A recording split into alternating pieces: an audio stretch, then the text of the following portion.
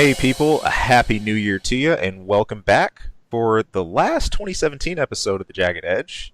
We're actually doing this on the 31st, so we're getting it in just New on deadline. Year's Eve, hopefully you're not missing too much football tonight, Chris. If you're No, even no, interested in who's Packers playing. already played. They got their butts kicked. Was not their season at all. That's all right. You can't win them all. Hey, you can. Ian and Chris here. Again, welcome back. Here we are at the end of the year, end of all the movies, all the games. A whole lot of stuff happened this year, a lot to cover. But the coolest part is there is arguably even more to look forward to next year. Oh, it's crazy. Yeah, we started going over our list of stuff for next year. It's nuts.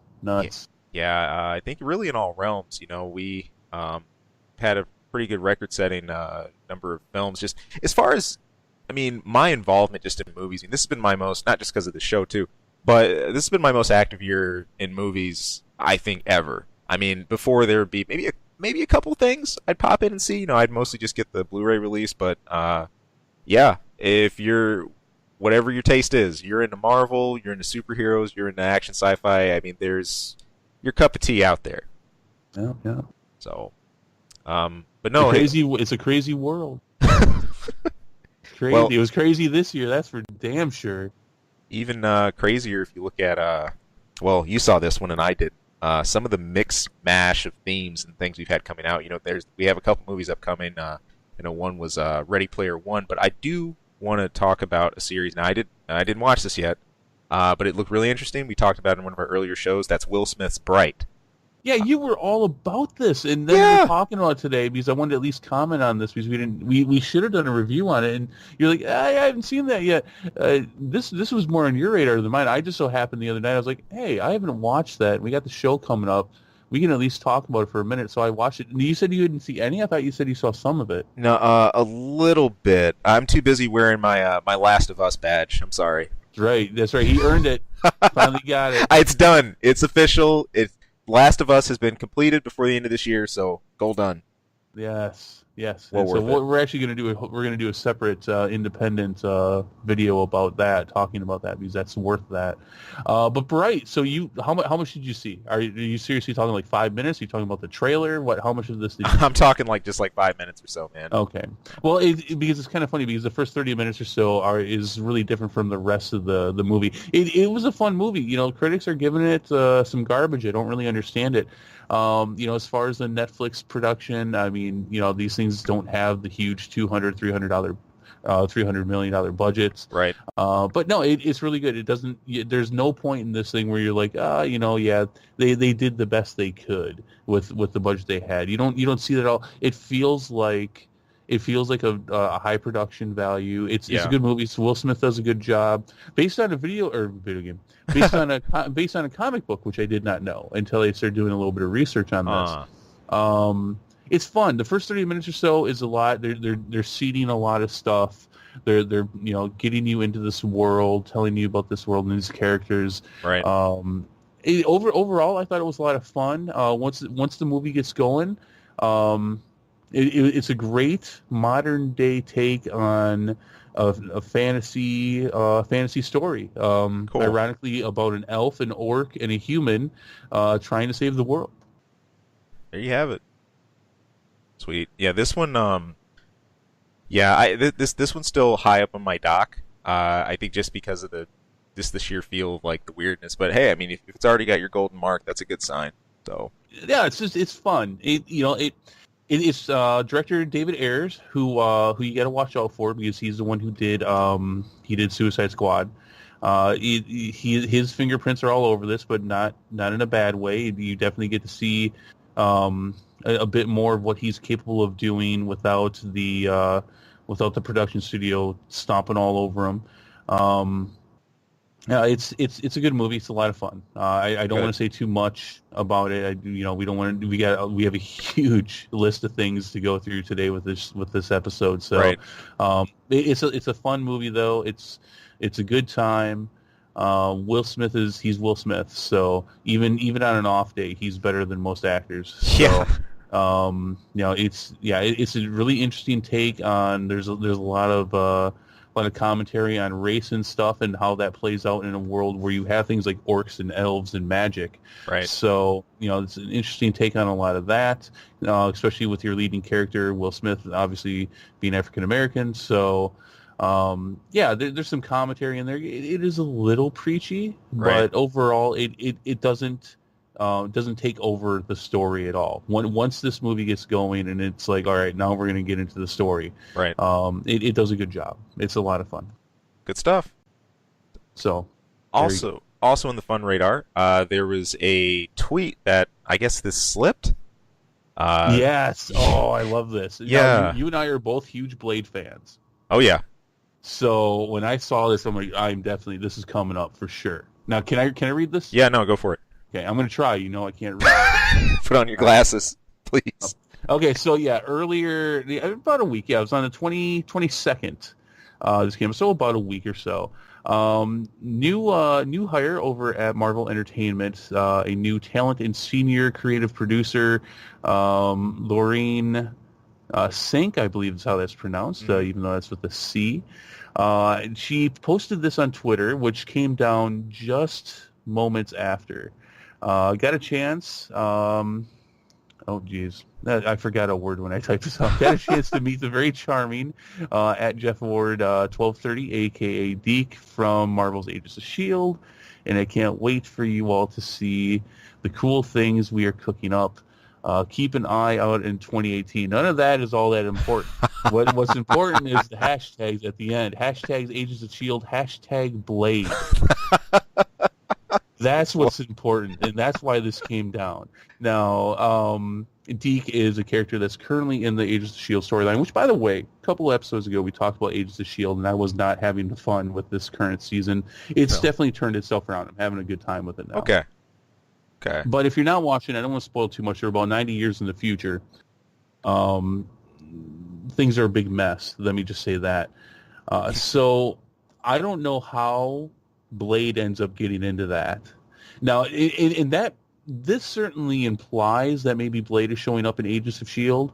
Now, what they've done, like last season, the first half of the season was a lot about Ghost Rider. They had Robbie Reyes Ghost Rider in there.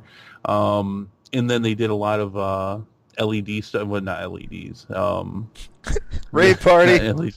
No, the robots. I forget Right. what they call them. The IMDs or what? It's not IMDs either. I'm all over the place.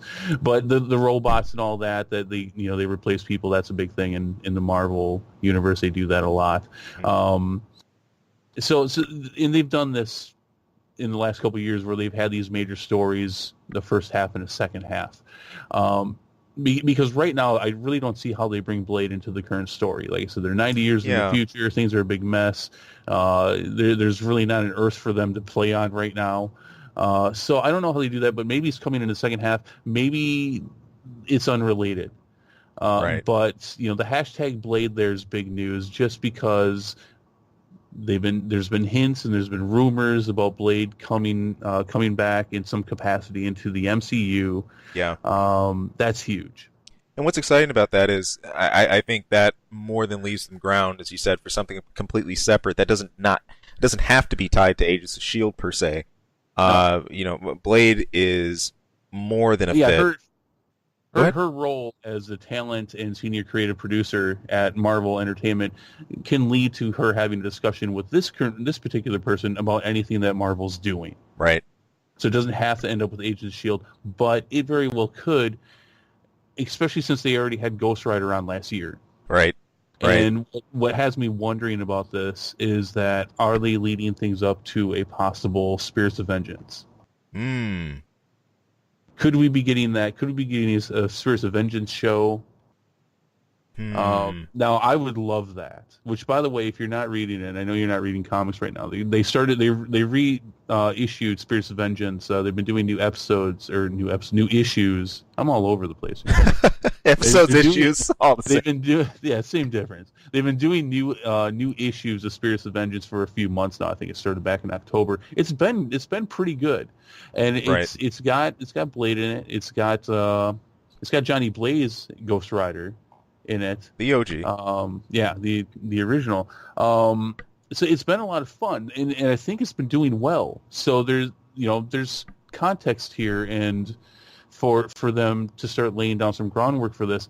What bothers me about that, though, is that if they're going to do a Spirits of Vengeance show, I don't want it to be on ABC. That bothers me. I don't think ABC. That's not exactly the first spot I think of tuning in for, hardcore Ghost Rider. But Right, exactly. Now, Robbie Reyes Ghost Rider was cool, and he was a guest basically for the first half of the season, and then at the very end, and they did him right. Everybody was generally pretty happy, outside of the fact that it wasn't the original and the regular Ghost Rider. Right. But they didn't try to pass him off as that either. They're just saying, hey, and you could tell visually that it's not your usual Ghost Rider, and they were very true to the comics, to the kind of Ghost Rider they brought in. They did a good job overall, I thought. But I just don't see this being on network television. Right. When you're dealing with Ghost Rider and you're dealing with Blade, and there's various other members of the Spirits of Vengeance they could bring in, or they could just not do any of them. But this still, I'm excited for it in general, to even hear some kind of idea that, hey, we're working on something for Blade. I'm very excited about this. I just hope that it doesn't end up on ABC television. What do you think? Yeah, this kind of reminds me. We'll jump into this too as we talk about movies later. Of the whole rating, and is there a spot for R-rated Marvel films? Deadpool and Logan have obviously proven otherwise, but the point is they've had grounds to do so. That's a little easier to map out to make that path in big screen films. When you're talking about syndication and when you're talking about networks that are out, that's another story. And I think you'd want to have a station or a channel that would give this type of creative influence room to grow and room to stretch those kind of legs, instead of being sort of limited by the general stream of content you have going through ABC or others. I mean, first thing that comes to mind for me is like, well, shoot, where are they contractually right now with Agents of S.H.I.E.L.D. and stuff? B, if not, if there's some freedom there, I mean, this is something I could see, I guess, something like more on the lines of Fox. If we're talking about a major channel, I mean, well, which they could do, right? Obviously, because Disney now owns them, so right. Yeah, replace the Gifted, please. I'd be all for that. Please, all about it. And to say that Agents of S.H.I.E.L.D. last season was on at the 9 p.m., depending on what time zone you're in, 9 p.m., 10 p.m., which on network television allows them to do riskier things. They're not anymore. They're now 7 p.m. on Fridays, which, I mean, that's where that's where Full House used to be. Right. So, yeah, they're... that's not the kind of, having Blade killing vampires is not the kind of television that you're going to find on there. That's just a different kind of Full House, right? I mean, just full of dead. I mean, that's right. It's with the current state of things with Netflix, because that's where I would love it to be. I would love for them to do a Spirits of Vengeance, or to give them each their own show. I don't know if Ghost Rider and Blade actually have the legs to do a whole season by themselves, because they did do a TV show of Blade. I'm sure you remember that. Oh yeah. After the movie, you did have the season. It was a bit much. It wasn't done very well, and that was a lot of episodes for that character to fill. They're great for movies, even though the Ghost Rider movies have not been that good, but the Blade ones obviously have been fantastic.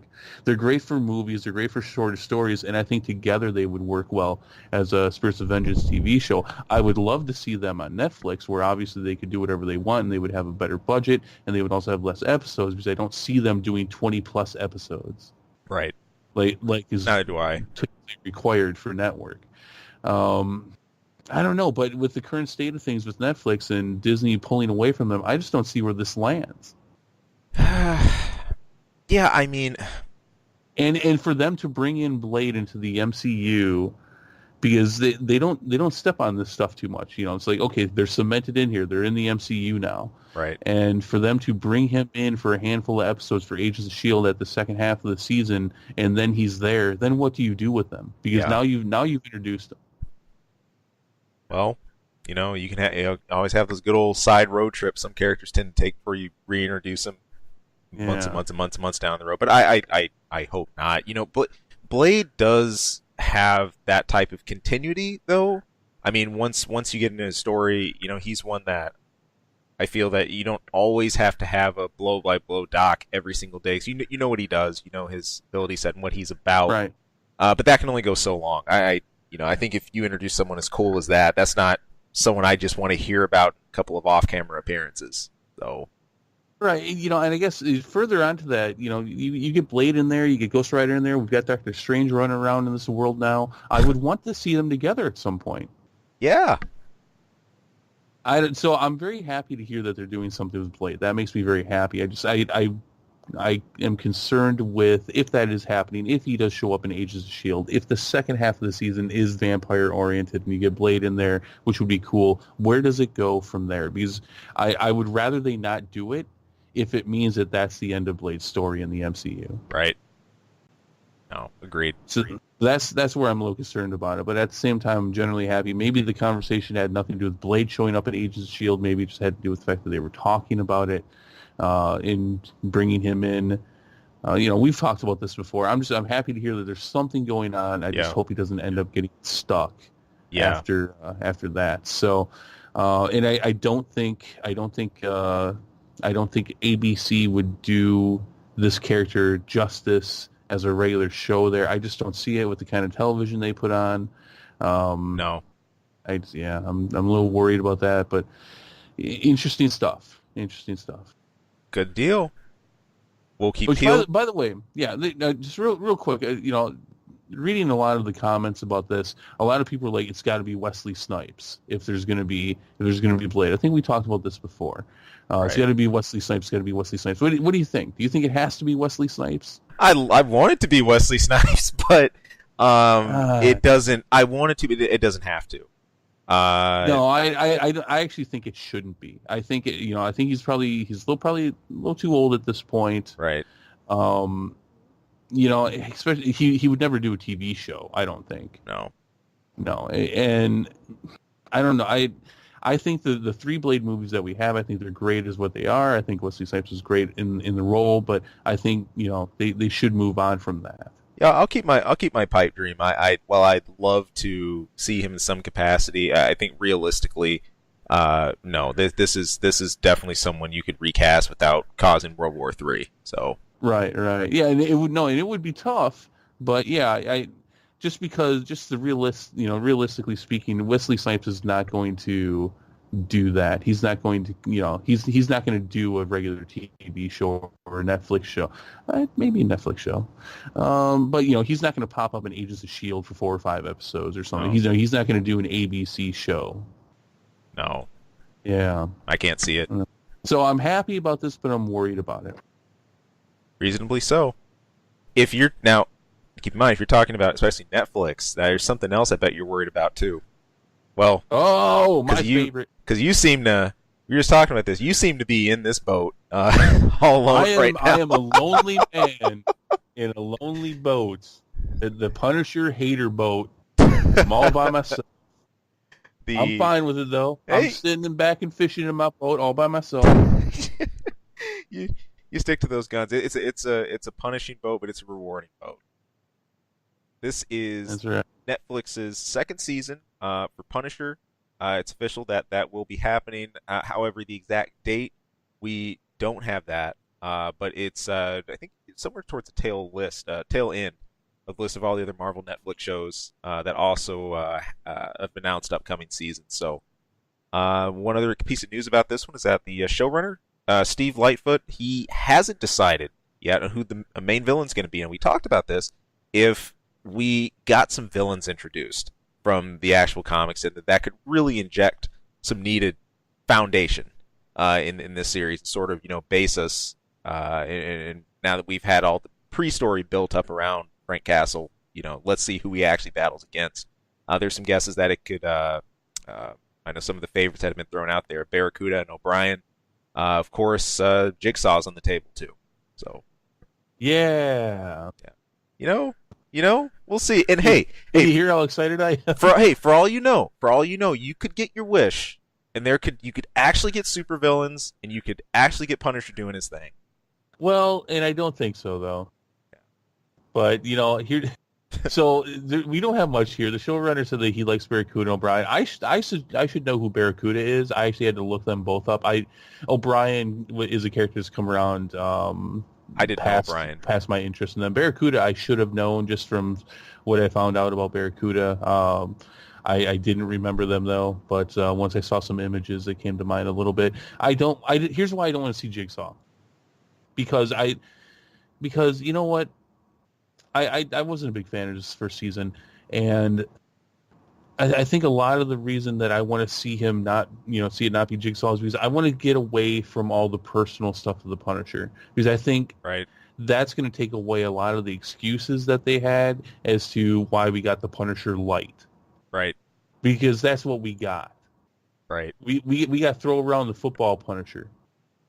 We got fix the headlight Punisher, which by the way I heard for viral marketing for this upcoming season, they're actually going to put up a Punisher do it yourself videos, and he's going to show you things like how to fix the sink and And how to get rid of that draft coming in from the window. at the end of it, you can have him over for Thanksgiving dinner. So. Yep. Yeah, he's going to show you how to make the best turkey for Thanksgiving. These are just quick little viral things. They're going to have John Barenthal and there's a Punisher doing these things. Some viral. Why not? Why not? Jeez, I can't believe I'm the only person who doesn't like this. Yeah. I'm a lonely man in my boat, but I'm content with my boat. It show this is the special thing about Punisher. I think it's shown that it's managed to handle the subject matter in a way that sort of transcended, I think, people's desire for comic-based lore as much. I really think the examination of post-war, of post-traumatic stress, of dealing with integrating. Which, by the way, again, which I thought was all done well. Yes. And the only reason this show did not get a 1 from me, but if you remember, I talked about that in a review. Otherwise, that show would have been a 1. I would have rated it a 1 out of 10.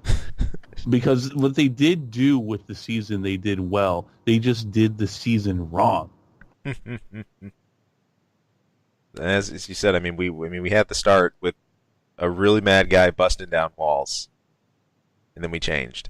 How are you gonna? I'm sorry, I'm gonna go off on it. How are you gonna have the Punisher line a wall with guns and machinery and weapons, and then not have him use them? But to be fair, he used at least half of those near the end. He used a few of them. Yeah, he had them all up in the rafters and stuff, man. He rocked out with those. No, he didn't rock out with it. Yeah, Punisher. Rocking out, fixing the clogged sink. That's what he rocked out with. Anyway, so I don't think we're going to see super villains. I think, which I would like to see. I would like to see this character take on this MCU and these crazy characters and villains that would come up from it. That's where I think the Punisher really shines. Right. Is that the Punisher taking on with the Punisher brand of kicking ass, dealing with these supernatural and superhuman things, but he's it's a little Batman-esque like that. But at the same time, the Punisher also does great stories when they're not like that. Right. So, I don't think we would get it. I don't think we would get that. But whatever. Yeah. I'm alone on it. That's fine. All I know, is when it does hit, I would like another punishing review from you. I'll review it. But we'll see. All right. Fair enough. So that's coming around at some point. Yeah. So keep peeled. Look out for it. Spinning to gaming real fast. Some semi-comic related news. That is the much. Well, maybe I'm assuming I'm not alone in this. The anticipated Spidey game. That's gonna hit. I cannot wait to play that. And I don't know why that slipped my mind as we were talking about upcoming 2018 games earlier. That I need to spit that out. Spider-Man does whatever a spider can.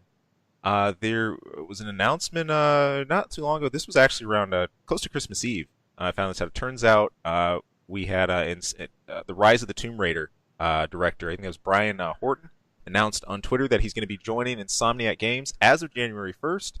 He is going to be the design director for Spidey. And hey, this is a title that already looks like it's got some doorbuster awesomeness to it. Right. Just in terms of feel, of scope, of uh, just really getting the immersion right, using the power set right, and I think with some just continuing on that track with some strong direction, hey, this is going to be awesome. And now I'm tracking back. There have been a number of Spider-Man games. My first exposure was on Super Nintendo. Technically, the game I always yak about all the time, Maximum Carnage. Maximum Carnage. Played Separation Anxiety, the one that came after that, and I really enjoyed in the early 2000s the Spider-Man on PS1. I don't know if you got a chance to play that one. Oh my god! I mean, I've played a handful of them, but I don't remember. I haven't played one in years. But this is awesome. I like this news. Oh yeah, especially Insomniac Games is one of my favorite developers too. yeah, so. they're real solid. I mean, if it's anything like some of the other great action titles I've been seeing, it's going to be great. Now, the question is, can they outdo one of the best bosses that I've seen from a Spider-Man game? That was the end of the PS1 series. It was Carnage merged with Doc Ock. That was awesome. Oh my god, that doesn't sound like canon at all. No, it's not at all. Not at all.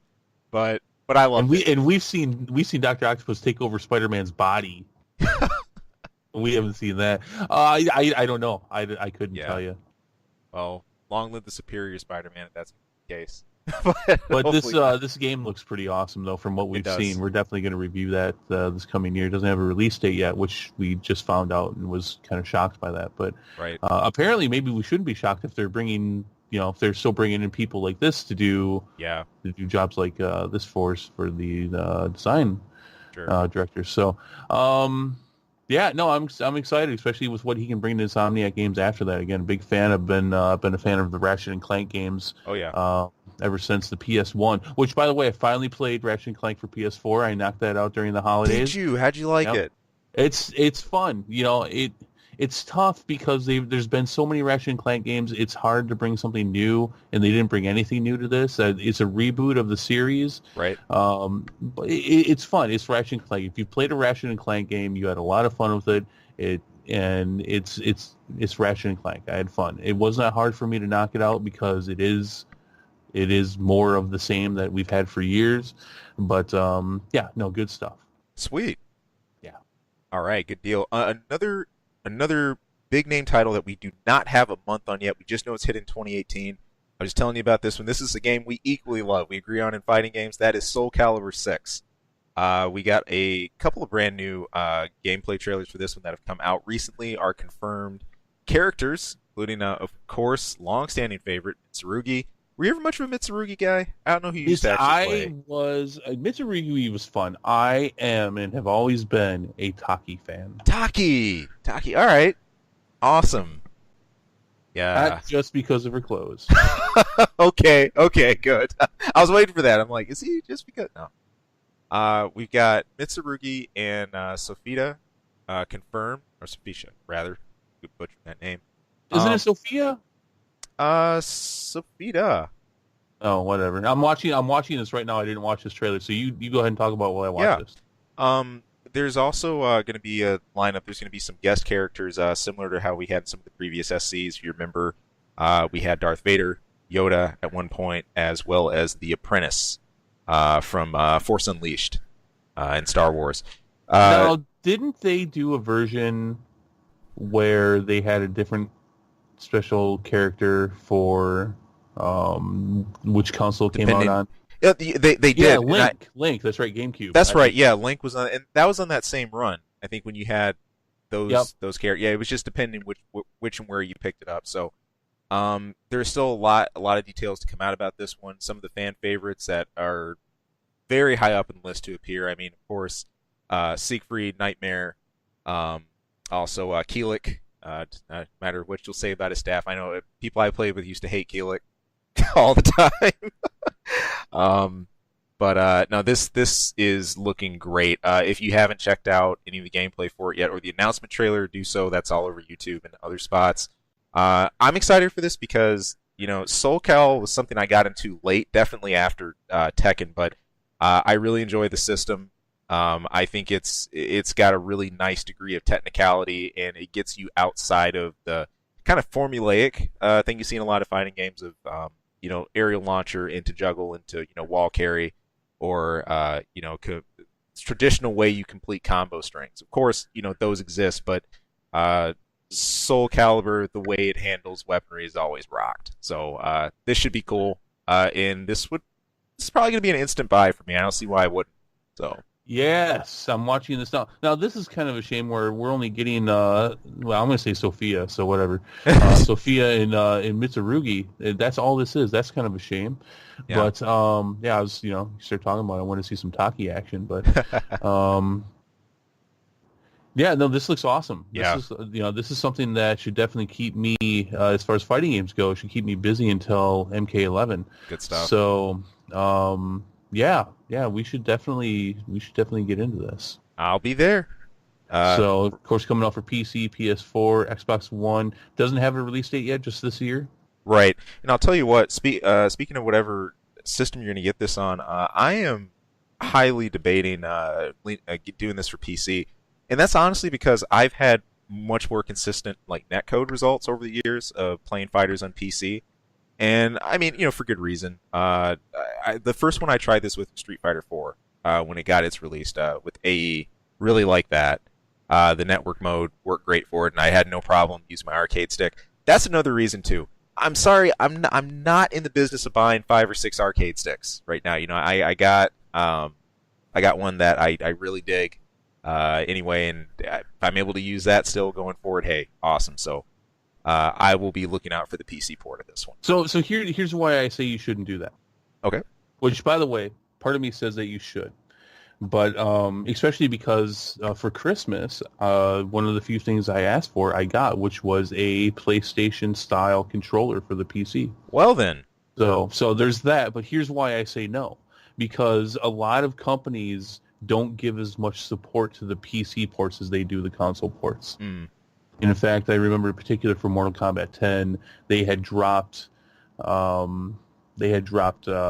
continuing updates and patches and even some DLC and stuff that the consoles were going to get that the PC was not. After a long while, the PC finally did get them. That was in part because they had to get a different development company in on getting that ported over to the PC. The PC was a whole different bag of issues for them. But I know that's not the first time this happened. Yeah. No, that's interesting. No, fair enough. I mean, my only real, I guess, experience when it comes to fighting games is the way Capcom has handled those. And part of me says that that's going to come down to dev by dev. The degree. Oh yeah, absolutely. I mean, it was definitely a situational problem, but it's not the only time that's happened either. Yeah. No, true enough. But good point. Something to so look out that's for. the only reason why I would say that. Besides that though, I definitely should watch and see what the check out and what the history was for that. Who makes Soul Calibur? I forget. Bamco. Is it Bamco? That's right. So I hope they bring in the guy that wears the bear costume too. Wasn't his weapon actually like a tree? Pretty much. That's right. Yeah, it was a giant club. But I think in one of them he actually had a tree. Now, did you ever play the original, the Soul Blade, the original one? Oh man, once back when I was living overseas, that was actually my first time I ever heard of the series. I remember just seeing it off in a case somewhere, and I'm like, that's I keep hearing Soul, whatever people talk about. And one of my friends had it. I played it at their place, so yeah. We played the crap out of that, my friends and I. That and Armored Core back in the day. Yeah. It started out as Soul Blade. I can't remember why they switched to Soul Calibur. I believe it had to do with rights issues and the fact that Soul Blade did not come out as an arcade game, but several of the Soul Caliburs did after that. So I think that's why that happened. I'm not sure. I could have just pulled that out of my butt, though. But yeah, looking forward to this. Good stuff. Alrighty. And last on our gaming track was a Warhammer entry. Now, most of the Warhammer entries I see are for Warhammer 40k. Chris and I have played with the Warhammer 40k Deathwing recently. Also, Dawn of War. Space Hulk. Yep, the latest Dawn of War. If you're into RTSs, I thought it's been awesome.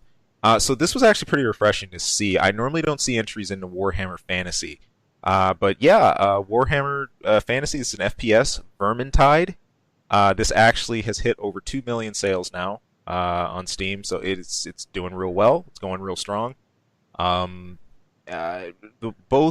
worlds of Warhammer, because way back when I remember Warhammer Fantasy was actually the first one I played in tabletop before I even got into 40K. So both of them have tons of lore to borrow from. I've had zero experience with this one myself, but Games Workshop really seem to have been hitting a good, good vein lately. They've really struck gold in 40K, and I'm glad to see them doing it here with Warhammer Fantasy. So, You need to talk about that for about 30 seconds more. that's not hard at all.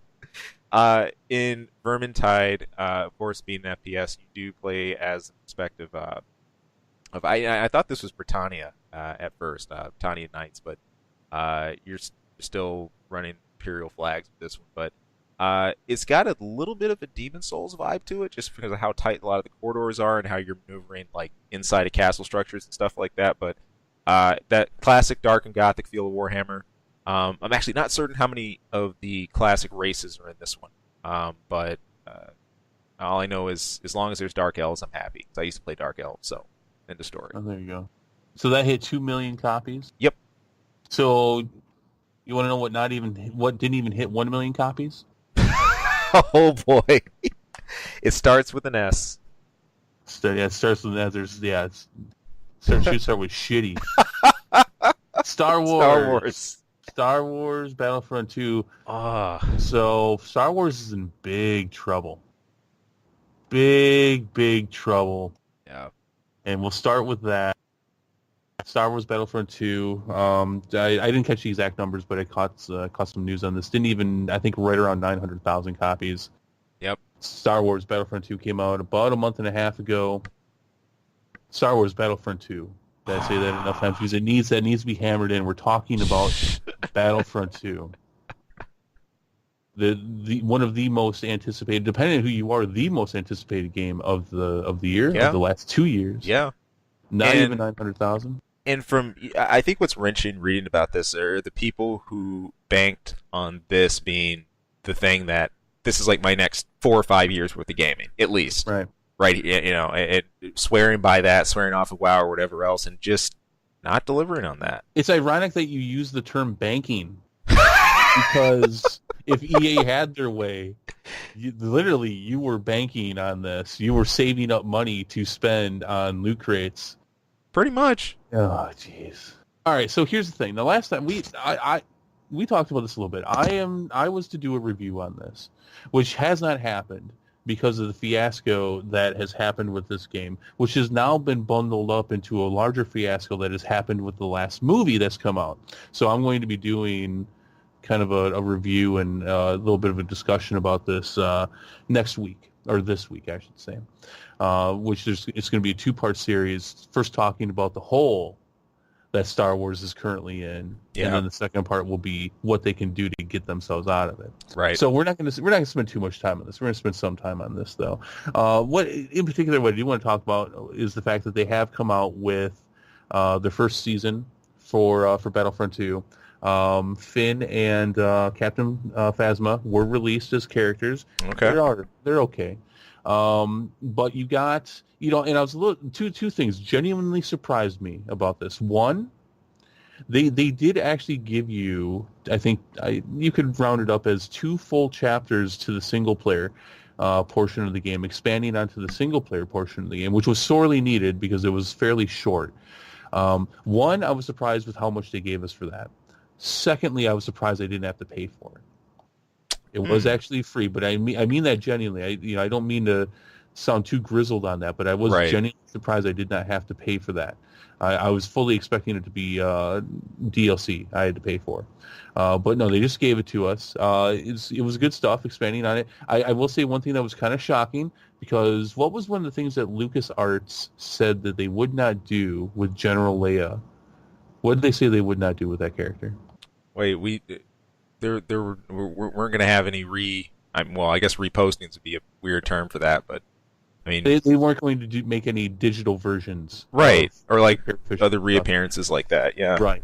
But there's one in this game, and whoa, I don't know if it's quite the same thing. In previous parts of the single player campaign, you don't see her at all. You see her from the character from the original trilogy.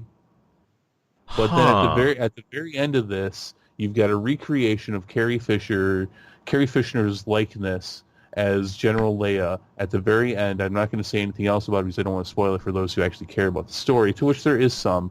And I was more taken aback by that. And the first thing I thought was, I could have sworn they said we weren't going to see this. Yeah. I could have sworn somebody said that. But that's just more of the disjointed garbage that we've gotten when it comes to Star Wars and Disney just not taking care of their IP the way they should. Yeah. We shouldn't have seen that. It's a hologram. Well, not a hologram. Well, I guess hologram. Because you know how when they communicate, they don't talk on phones or walkie-talkies. It makes a hologramic projection of somebody when they're talking, right? Right. You know what I mean? Right. That's what you see, and it is a clear likeness of Carrie Fisher, General Leia, and the game's beautiful, absolutely beautiful game, and so I mean it's very well done, but I was a little taken back by that, so that was a little shocking. Rightfully so. Yeah. It's it's a video game. It's not Episode 9. It's a video game, but at the same time, it's kind of like I am sure I was told we weren't going to do that, but yeah. But there it is. But the single player campaign, it was another couple hours. It was a hefty additional amount to continue in the story, which was fairly well done. I enjoyed that. No new gameplay elements. The game is still like playing it with one leg because the whole loot crate system has been cut off. As well it should be, but they haven't changed how you advance stuff.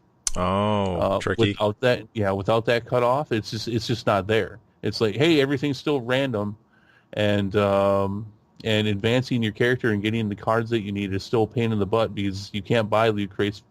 But you can get these random ones, these daily ones, and you get these through achievements. It's just bad in that regard. The game plays fine. Besides that, it plays as well as it should. It's still, I play this game, and I played it a bit here in the last couple of weeks. I play it, I have some fun with it, but overall, it really is just a disappointment. That's a bummer. It really is just kind of like, gosh, I waited for this one. I didn't get the first one because I wanted a single player campaign, and so they've done okay with that. A little bit of bait and switch in it. That's okay though. Right. I'm not going to talk too much about that. If you've played it, you know what I'm talking about. It's been all right, but really, as far as sales go, this game is exceedingly disappointing for Disney, for EA, as well it should be, though. It's justified in the fact that this game has not produced what it should, nor will it. I mean, it's only going to go down from here. You're going to find this thing go down in price here pretty soon, I bet. They got a big problem here. They've got a big problem with this. I don't want to get into it too much. I've already talked too much about that part. Right. So, anything you want to say about Battlefront 2 before I move on to the next hugely disappointing part of Star Wars? BF2, this is one I really didn't have personal interest in picking up. I still don't have interest in picking it up, not just because of loot crates and a lot of the stuff I've read about now. But again, as a Star Wars fan, I put that in quotes. The mainline films are really the main thing I've kept up with. The gaming side of it and things like that. I just haven't been too inclined to pursue that. But still, nonetheless, I mean, it's always a series I wish well, and it's really weird seeing such a high-profile Star Wars game bomb like that. I know, I think back to Star Wars Galaxies. I had a lot of friends involved that adored that game to the time when things ended up winding down. But what's a Star Wars fan to do?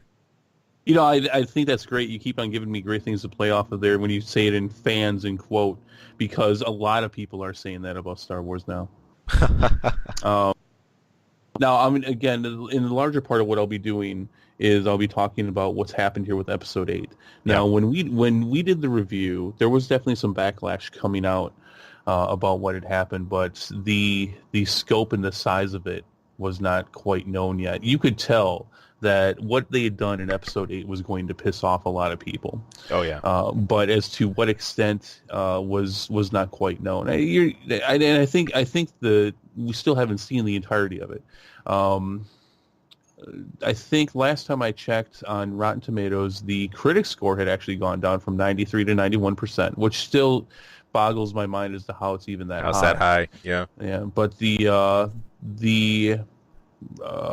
regular viewer score is now at 51%, Wow.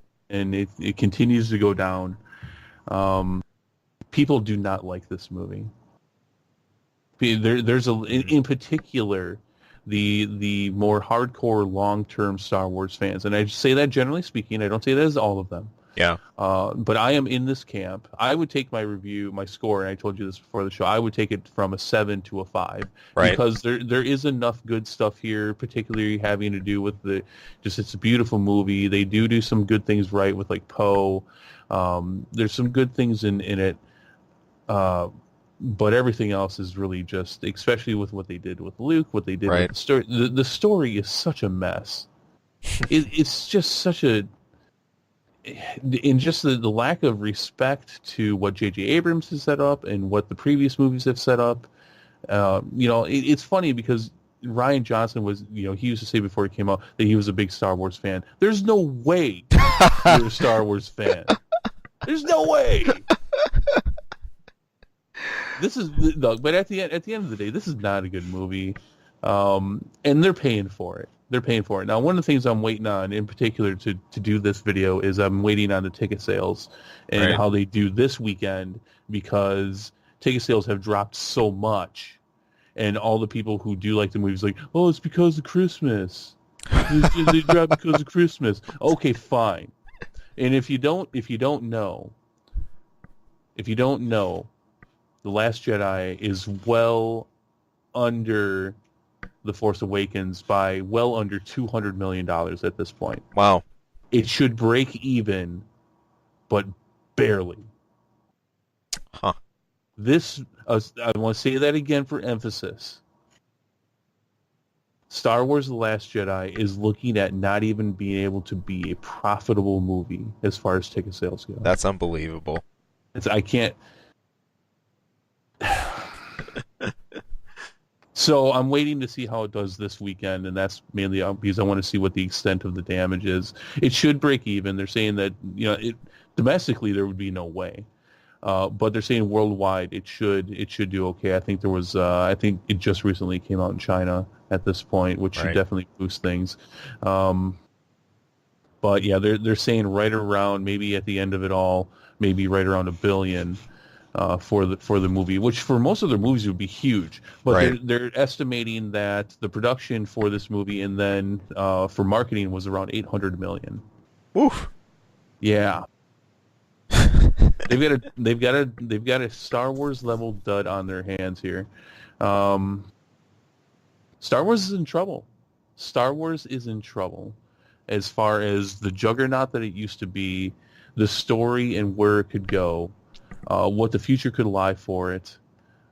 Solo, a Star Wars movie, is coming out in May, I think it is. Episode 9 is going to come out in about 2 years.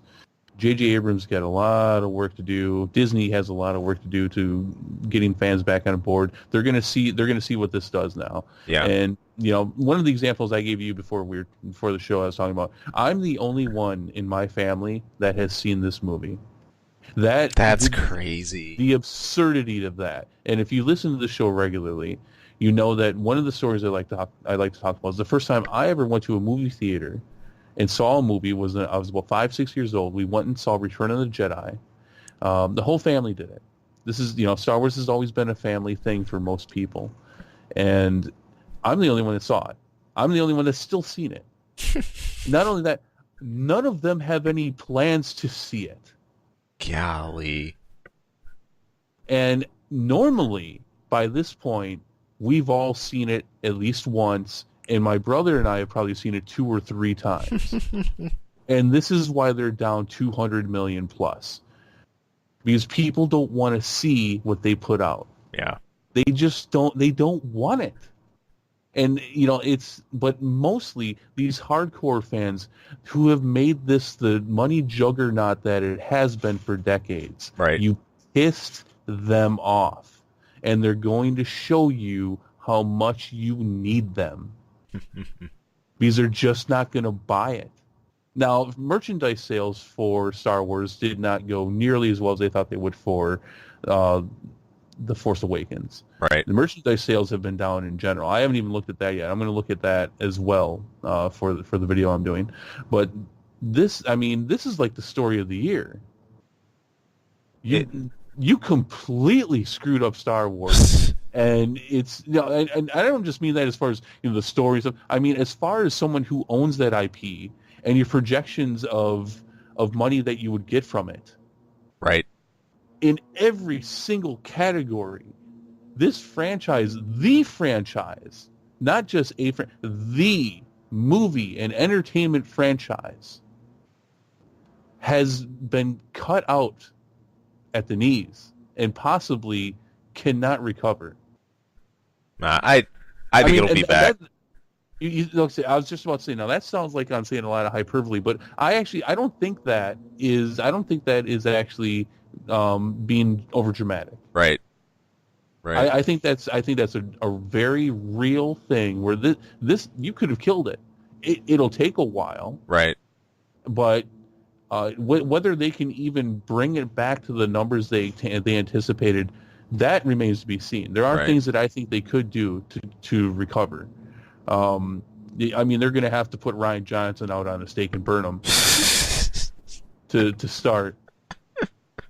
That'll make some people happy. And don't even think about his trilogy. Just ignore that you ever said that.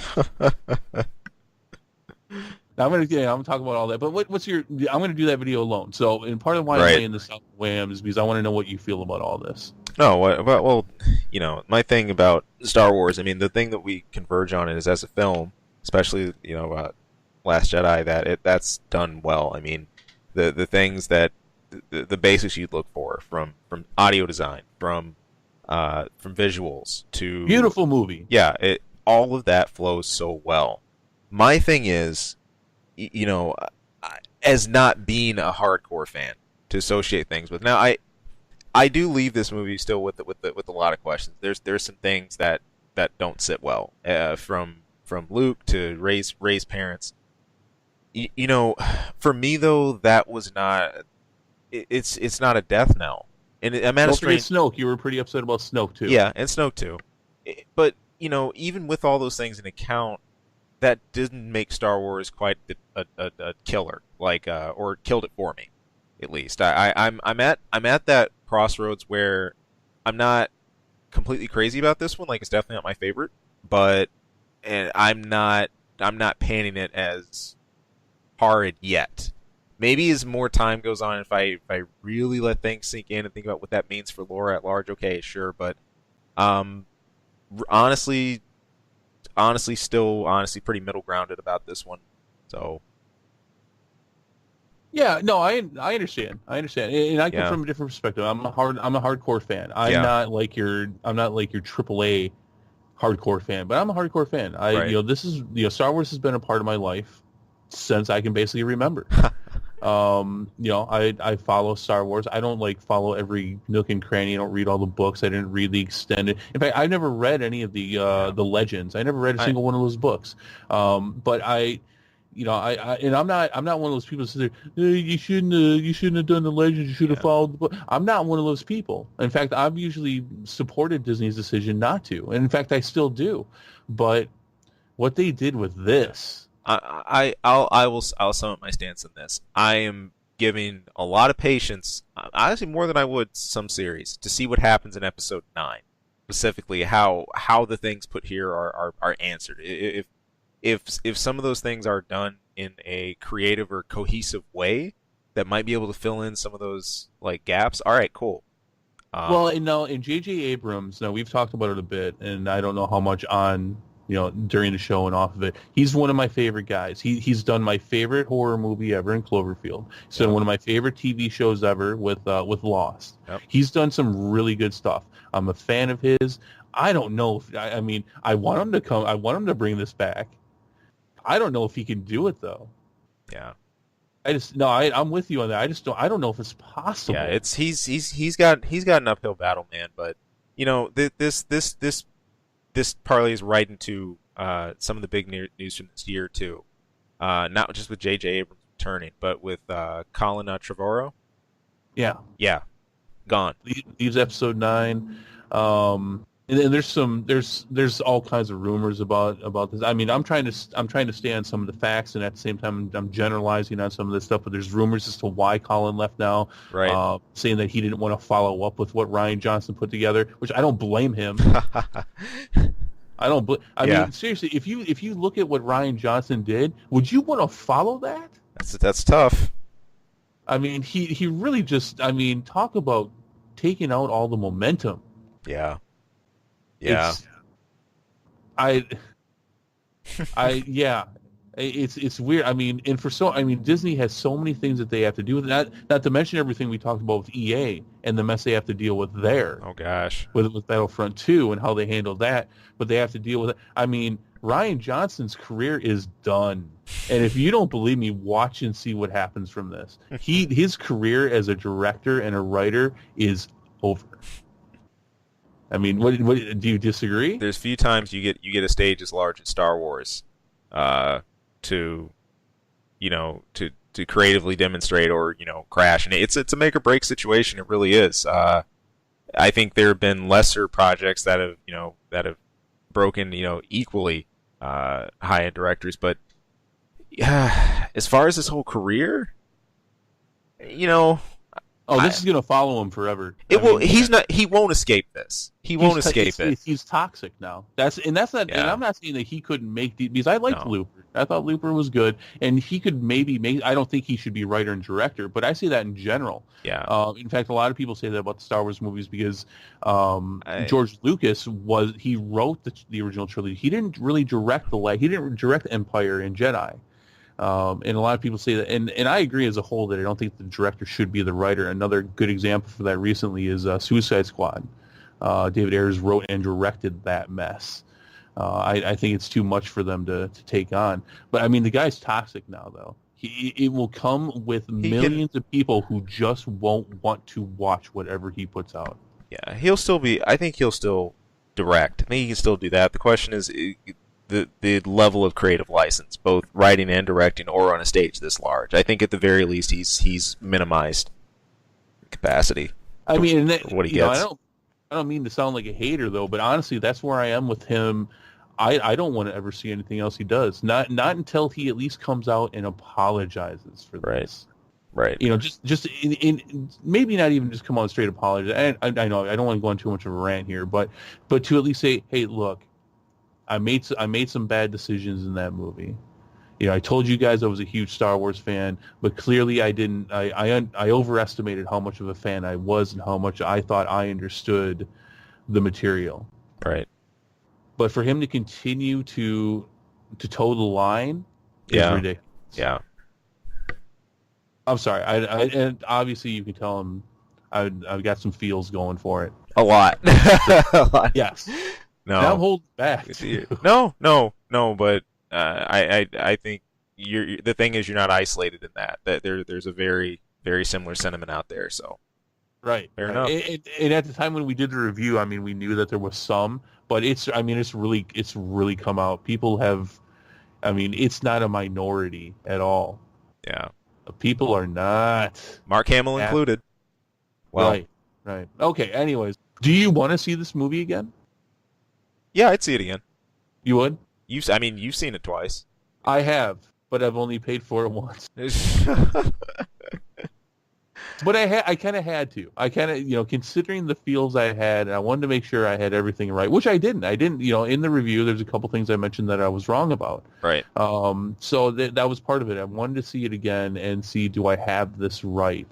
Do it, before I go, throwing shit around like a monkey on this topic. Let's get all my ducks in a row here. And some people have come out of it a second screening and they've hated it more. And some people come out of it like, oh, it was much better. I came out, I was like, no, yeah, I don't really feel any different. I just wanted to make sure I had all my stuff right. Fair enough. Well, let me get you out of that burner. I think Yeah, let's take a look at some of the other big news put the that torch away. the year. The the Switch, Nintendo Switch exceeded all expectations, including Nintendo's own. Biggest news is big news. Blah blah blah. Big, Let me try again. Biggest news stories of the year. there we go. That's what we're talking about. Switch has gone big. The NES and the SNES Mini, though, still fumbling. Right, yeah, Nintendo Switch exceeded everybody's expectations, including their own. I still don't quite understand that.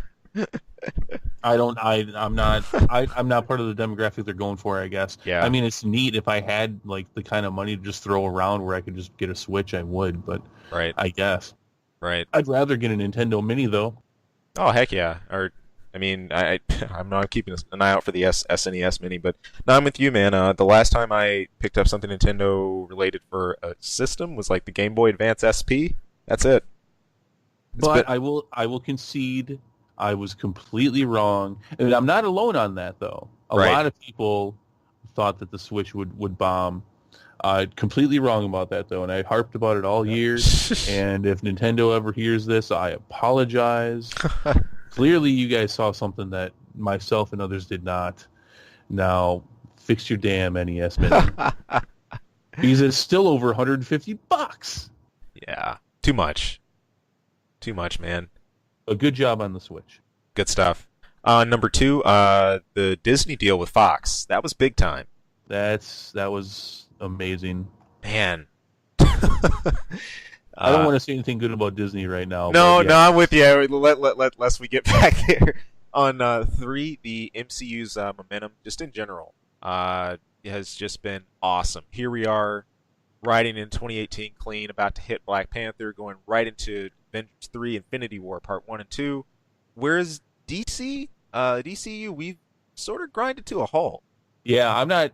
And they only have one movie coming out next year, Yeah. which is kind of amazing, Aquaman. But I just, I think the funny thing, and I've seen this with other people talking about movie news and such, and you and I have come across the same thing, where we get these updates and we get this stuff about the DC, and at this point, there's just kind of a, Yeah. all right, more stuff. Well, this is the result of the whole scattered approach. I think it's been so knee-jerk and reactionary to, oh, well, look what happened, or like what's been successful, to attempting to adopt that model on the fly and then not really seeing how the rest of either your own lore or content, fits in all of that. And just, in general, DC not finding that stride yet, not being fully comfortable in its own skin for a universe of its own fully. Yeah, I think a good example of that is the last show we did. We actually had some news about the DCEU. We cut it. Yeah. We're just like, no, this, because who knows the legitimacy of this a couple of months from now, because they always change stuff. And Yep. no one really knows what's going on, including themselves. And so it's hard to get excited about the DCEU because so much of it gets changed, and it's like, you know what, whatever. We'll see it if it actually comes out. Now, some silver linings, though. Wonder Woman did break the glass ceiling. Wow. Broke the glass ceiling for the highest grossing superhero movie of 2017. That was big time. Highest grossing domestic, yeah, that's pretty huge. Do you think she'll do it again? Or Come close? for Wonder Woman 2. I mean, yeah, it could happen. Yeah, I think so. It could happen. Do you think it will happen? Yeah, I do. Okay. I don't think so. I think at least staying along. Well, staying along lines where this set, if not going further, if you keep it paced right, it could. Yeah, I don't know. I would like it to, Yeah, but same. I don't think it will. I think I think the floor has collapsed under the DCEU a bit here, and I think that will affect the movie sales. I'm not saying a lot, but it will affect it some. Yeah, they've crafted out something I think that's strong enough as a standalone, but it's going to need some careful treatment. Some careful treatment and love. I think it's doable. It will be an uphill battle though, but it'll happen. You skipped now. a part of my notes here, though. I did. I'm jumping right back up to that because Okay. I want it to be kind of smooth with the DC transition. There's another lining in that too. That was the MCU and their biggest flop. Now, Inhumans, that's one that neither one of us could really get into that one. I tried You too. tried. You made more of an effort than I did. To be fair, I I really did try. but this just ends up as a big no thanks. Also, a couple other series that we looked at did not do well on Netflix. Iron Fist and Defenders were down there. Yeah, well, Defenders not as much, but Iron Fist. This year MCU definitely they've had some of their worst reviews. A lot of people didn't like Iron Fist. We thought it was okay. Yeah, sure. The Defenders didn't do as well as like Daredevil and such either, but Right. it did okay, which I thought was fine. I thought it was good. Right. Despite that, MCU's momentum, especially with the movies, I mean, Yeah, they're Guardians rocking. of the Galaxy 2, Thor, Spider-Man, everybody loved them. Yeah. So it's kind of like, despite the fact that their small screen stuff didn't do the best, the momentum for this, especially going into next year with Infinity War, people have loved it. Good stuff. Speaking of heroes, of course, too, that's Spider-Man. The Spider-Man universe got announced without Spider-Man. Without no Spider-Man, Yeah. what do you think's going to happen with that? This do you is- think do you think they'll eventually like merge this with the MCU? Or do you think it'll have to end up being a small thing? Because one thing I worried about, especially now that they're getting Fox and they're getting Fantastic Four and they're getting X-Men back. There's no way Sony has the cojones to pull Spider-Man out of the MCU now. No, There's no won't. way. I think this whole universe concept fizzles. I don't see any lasting continuity or future in that. Part of the fun of the larger Spider-Man universe are his localized villains and everything. It's difficult to take them too far out of not having Spider-Man around. It really is. He's still such a central part, of each of those stories that Right. I just don't see these things burning the candle for long term. I mean, I want him to do well, and in fact, I'm really looking forward to Venom. Right. But at the same time, it's like, how does Venom even have the appearance that he has without initially becoming a part of Spider-Man? Exactly. Why does he even look the way that he does? Exactly. It doesn't make any sense.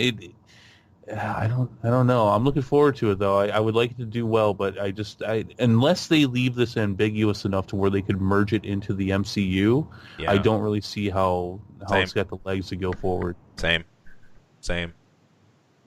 Speaking of something that doesn't need legs to go forward, that's the Terminator. They'll walk in their arms, Just saying. That's they will. We have the Terminator trilogy announced. Hey, this is one that we've been strapping to for a long time. I got in Terminator with Terminator 2. I don't even have to go into the phrases that got heaped on that movie. And I think just its general fame as far as the series is concerned. But yeah, you know what? This is one that hey, I'm still not burned out. I'll gladly go see a Terminator film. I will go see it. I have no hopes left though. Yeah. It is what it is. No, It is what it you is. just said something interesting though. Your introduction to the Terminator was the second movie. Yes, it was. That's got to be a difference in our age there, because mine was the first movie. So you went back and you saw Terminator 2, then you went back and watched the original? Yep. Oh wow, that's gonna be weird to see. I could not imagine Terminator 2 without the first one first. I really I think even back then, like, my inner critic popped up and said, "You're not supposed to be watching this yet." Like, you know what? I don't even know if I got through the whole thing because I came in somewhere in the middle. T-1000 was already in the middle of the semi chase, and I think I saw through to the end of that point. I was like, "Oh, this is pretty cool," but I kind of wish I knew more background about this. So I started to look, and I saw the first Terminator, and then I said, "Oh." Then I got to watch 2 again, and it bit better. So yeah, no, that's weird. yeah, I remember being a little kid and watching Terminator on HBO, and I'm like, I should not be watching this, but I am not turning away. Look, I get a little raunchy sometimes. I try not to be, but I will share this. Watching Terminator was one of my first times, not the first time, but one of my first times seeing on-screen boobs.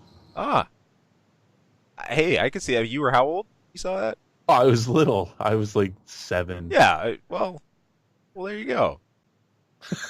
There you go.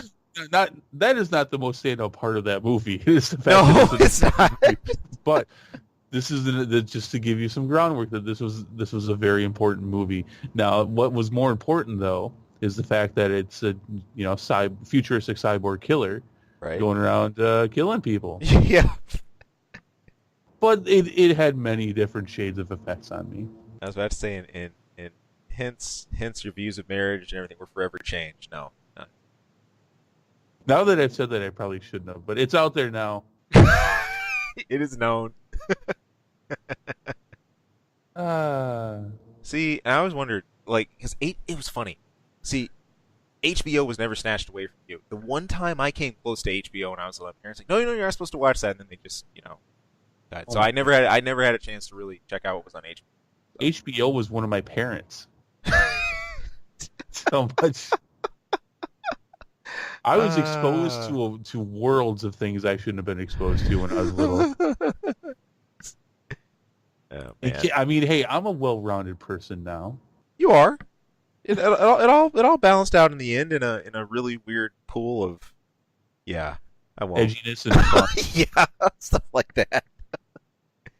and chili. It probably had a real and profound effect as to why I had such an interest in movies. I think it did. Yeah. See, it's not all bad. There you go. We'll go with that. You're talking about R ratings though. Logan. Logan cemented comic book movies' place. With this, we've constantly put Logan and Deadpool, sort of side by side, showing that they are the standard bearers for proving there's a market for this. And two more next year. Yeah, and two more. And by all means, man, Deadpool's still rocking out. I'm glad Logan ended where it did. Although, like you, I was ready just to put the big stamp, X-Men, close it out. But I'm still hoping Disney does that. Yeah. I really am. And look, they've got 3 movies next year: X-Men, New Mutants, and Deadpool. Keep Deadpool, but and as much as I'm looking forward to New Mutants, come on, Axis stuff. Yeah. Jesus. Done already. Let it go. Finally, it broke sales records for a horror movie. You could hardly take 3 steps without hearing about this one this year. That hit blockbuster movie sales levels for horror movie. I mean, destroyed past records for a horror movie. Wow. Still haven't seen it. Same. We really should have done a review for it. No, we should have. I still got people at work to get harass me about that. So, oh well. But then they got me about Stranger Things too until I sat down and watched that. So. Oh, okay. You get a horror friend over at work. Yeah, I do. A couple. That's good. So they try. I know better to harass you about that. You're just not a big fan. I'm not. They're not always successful. They try, but so. All right. But hey, that brings us to something we talked about. That's our top 3 movies for the whole year of everything we've seen, of everything we have here, everything we talked about, everything we reviewed. It comes down to this. Our top 3 picks. Now, were you ready to do a top 5? I was. Could you? Okay, let's do a top 5, but let's not talk about 5 and 4. Okay. We'll just say them. We'll just say what they are, because I wasn't sure if we said. I thought we said top 3, but I got ready for top 5 anyways. We'll just mention them. Okay, that's fair. Okay. What was your number 5? Number 5 coming in is Spider-Man: Homecoming. Oh, okay. My number 5 was Wonder Woman. I think that's fair. Yeah. I think it's more than fair. And and I was shocked in a universe where I never thought I'd see this happen. Wonder Woman was up there for me. That was actually my 4. That's funny because my 4 is Spider-Man. Frick, man. Okay, you're gonna weird me out if we go into the same thing with 3. All right. My number 3 for this year was Thor Ragnarok. So that we're different there. Okay. That hit 3 for. I'm a little surprised. I don't know what your other ones are. My number 3 was Guardians of the Galaxy 2. That's fair. That's more fair. That I actually just saw that again last night. I wanted to watch it. It was on Netflix, and that same time I'm like, am I really going to put this in number 3? So I did watch it. I'm like, hell yeah, I'm putting this in number 3. That is a good, fun movie. No, it was. The funny thing is that you could probably interchange exactly what you say about these movies with each other easily. Thor doesn't make it for me because, and I said this in a review, I wasn't a huge fan of how they did a lot of the script and Yeah. how ad-libbed a lot of it was. Right. It put me off a little bit. I think it was part of the reason why I didn't have it as high as you did for a review. Right. But it was totally fun. But Yeah. Guardians of the Galaxy feels like an overall better movie for me. Cool. Cool. Cool. Stepping slightly out of Marvel territory, I say that, but it's technically still within. Even though we're not in MCU, my number 2 for this year was Logan. Yeah, no, we're different here. What's your 2? Well, Blade Runner 2049 was my number 2. I get it. I get it. Now, my 1 and 2 were very close to each other, but at the end of the day, my number 1 takes the edge. But Blade Runner 2049 was just a beautiful movie. Yeah, it was stellar. I'm a little disappointed in general because a lot of people seem to have forgotten that this movie came out. Yeah, this is one that people are going to look at on the back burner, and I think it will steadily gain ground over time. Similar to the first movie, the first one wasn't out the gate blockbuster, but all right. So let's talk about our number ones, and then we'll touch on these last few ones as a whole. What was your number 1? Number 1, in fact, I thought it was so stellar it made my number 1, Blade Runner 2049. Okay, that's where it was. Kind of ironic there. We're a little switched. My number 1 was Logan. I knew it. Well, and I've been telegraphing that for a little while. Yeah. I was at the end of the day, which is kind of funny because I give the X-Men franchise all the shit in the world, and they deserve every bit of it. Yeah. Every bit of it. But this was Logan brings it home. Yeah. For me this year. It's just a damn good movie. Spectacular. I think the effects of that movie will be seen for years to come. Yeah. Just, and this is partially why I say, hey, end it here. This is the highest note you're ever going to reach. Trust me. I agree. Your X-Men movies will not reach this high ever again. Yeah. No, Logan was phenomenal. And multiple times you said that this is the closest you're going to see in a long time to The Last of Us. Yeah. So. Yeah. Drop the mic and walk away. At Cool. this point. But they won't. Oh no. Well, they didn't plan on it. That's for damn sure. But maybe Disney will. Yeah. Now let's not Phoenix resurrect that. Leave it. Yeah, but number 1 for Logan, and that is kind of, I mean, because I am a big critic of the X-Men franchise. I'm not a fan overall. Oh no. I like the first couple movies. I like First Class, but I'm really not a fan of most of these movies. But this one, this was different. And I'm not going to be one of those people that says, well, it goes beyond the spectrum of a superhero movie, because it doesn't. Right. But it definitely is telling a different kind of story, and it's good that they did that without sacrificing, crappy or not, the world that they had built. Yeah. They are firmly in the world that they created. Yep. And they did the best that I think they ever could with it at this point, which is why I'm saying drop the mic and walk off. I agree. But maybe Disney will make them. Probably not. It looks like New Mutants is pretty much in the can already. So we're probably going to get these other movies. I think that's wrong. But anyways, so we've talked about that. But Blade Runner, so that's your number 1. Yeah. Yeah. What made that number 1? What put that over Logan for you? Blade Runner is such an artistic piece, stellar movie. You know, it put me in a vein that I haven't been in a long time. The last time I felt that way about a movie that I felt was both solid storytelling, well delivered, both script wise and visually, but also really steps into art, was Inception. Before that was really my favorite film, and I honestly put Blade Runner right up there with it.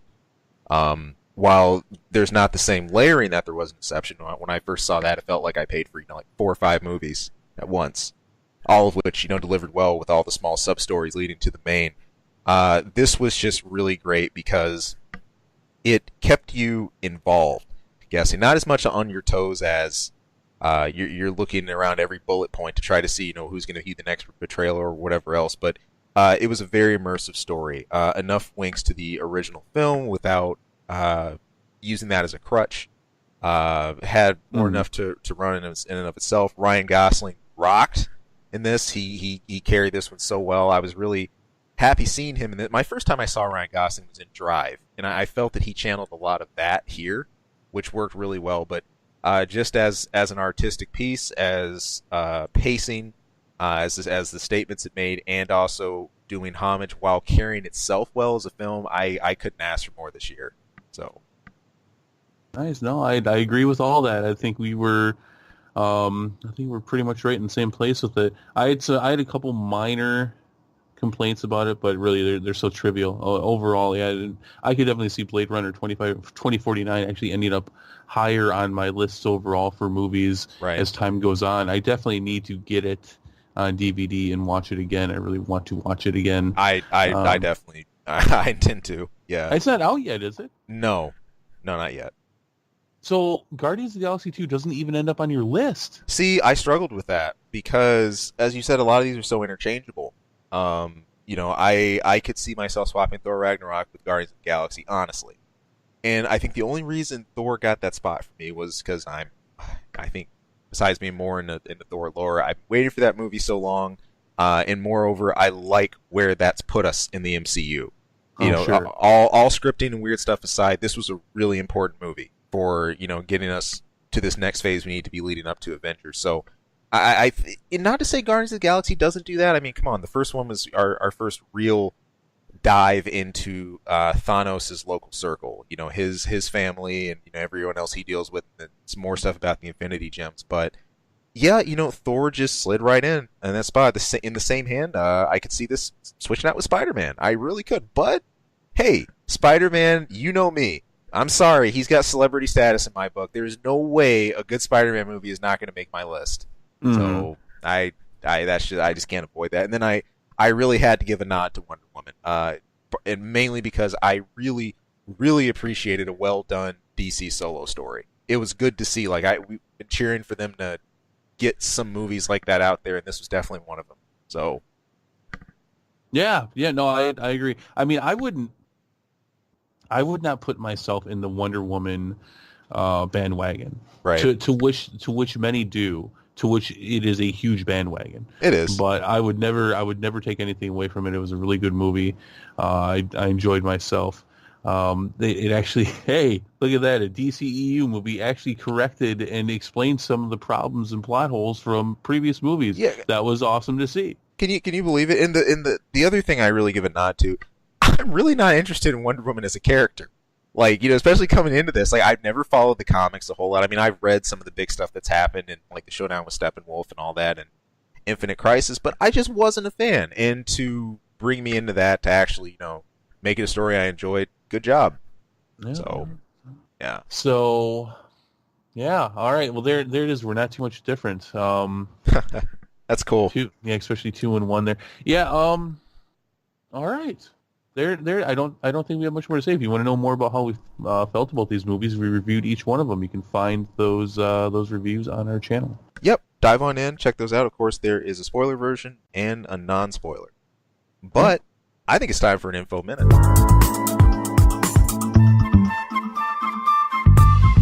Last one of the year. Get ready, folks. Get your bib on. Get your fork and your spoon. Dig into it. It's barbecue. It's messy. Is it about barbecue? This actually has nothing to do with barbecue. I had two choices, and I was telling you about this for the show. I kind of went between them. One was New Year's related, one wasn't. Last second, I did end up choosing the New Year's related one, and here's why. This is just interesting. So, think about the year you were born in. Get that picture in your mind. I try not to think about myself. Okay. Or I'm thankful I was born in the late 70s. I don't remember much of it. Or if you want to blank it out, you can. But on this New Year's Eve, this is a special New Year's Eve for a specific reason. That's because every single adult in the world will have been born in the 20th century, and every child will have been born in the 21st century. I heard about this. It is. So, and just to break that down a little further, but what this basically means is everyone born before the 31st of December, 1999, will have turned 18 years old. Unless they died. Unless they died by or you were born on leap year. Right. Then you're screwed. Then you're like 4. But I'm sorry. No. You're right. Besides those variations, you were born on or before 31st December 99, would have turned 18 years of age by December 31st of this year. That is today, meaning that they will legally be an adult.